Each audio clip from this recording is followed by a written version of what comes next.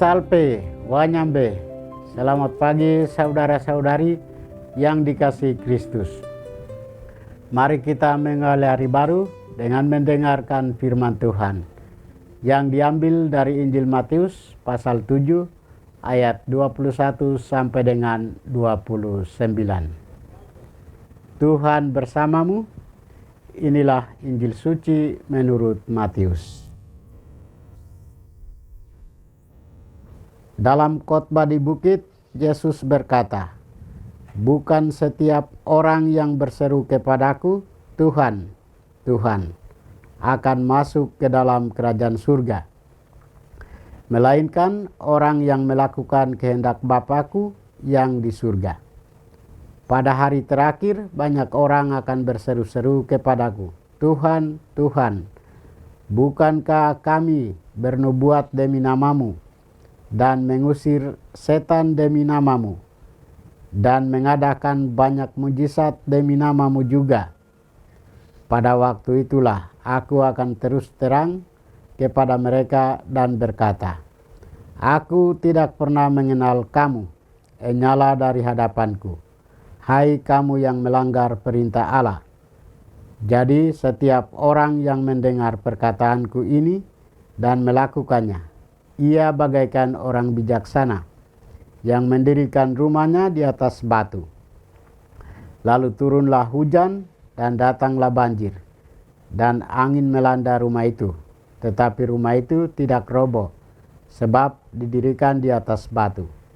Namun setiap orang yang mendengar perkataanku ini dan tidak melakukannya, ia bagaikan orang yang bodoh yang mendirikan rumahnya di atas pasir. Lalu turunlah hujan dan datanglah banjir, dan angin melanda rumah itu, sehingga robohlah rumah itu dan besarlah kerusakannya.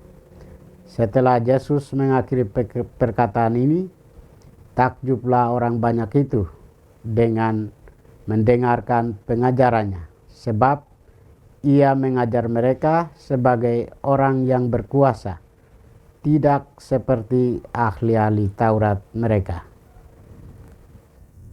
Demikianlah sabda Tuhan.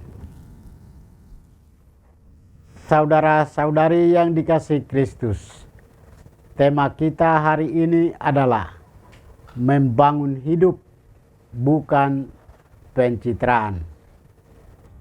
Dalam Injil hari ini, Yesus mengajarkan bahwa tidak semua orang yang berseru Tuhan, Tuhan akan masuk ke dalam kerajaan surga, melainkan mereka yang melakukan kehendak Bapa di surga.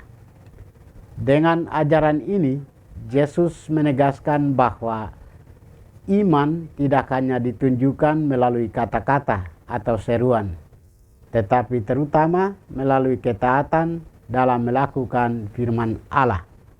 Karena itu, orang yang hanya mendengar firman tetapi tidak melaksanakannya diumpamakan seperti orang yang tidak sungguh-sungguh menghayati ajaran Tuhan. Yesus kemudian memberikan perumpamaan tentang dua dasar bangunan, yaitu batu dan pasir. Rumah yang dibangun di atas batu tetap kuat meskipun dihantam hujan, banjir, dan angin. Sedangkan rumah yang dibangun di atas pasir mudah runtuh ketika menghadapi badai. Melalui gambaran ini, Yesus menunjukkan perbedaan antara orang yang mendengar dan melakukan firman Tuhan dengan orang yang hanya mendengar tanpa melaksanakannya.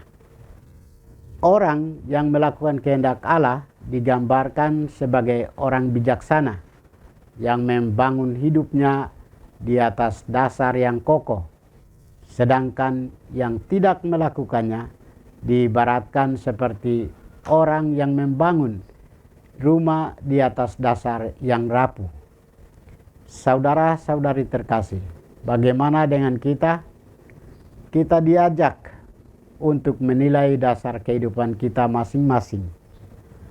Apakah kita membangun hidup kita di atas dasar yang kuat yaitu kebenaran dan firman Tuhan, marilah membangun komitmen dalam hidup bahwa kita tidak hanya sebagai pendengar firman, tetapi juga sebagai pelaku yang setia. Kita berjanji bahwa akan membangun kehidupan kita di atas dasar batu atau atas dasar iman, bukan atas dasar pasir atau atas dasar kemauan kita sendiri.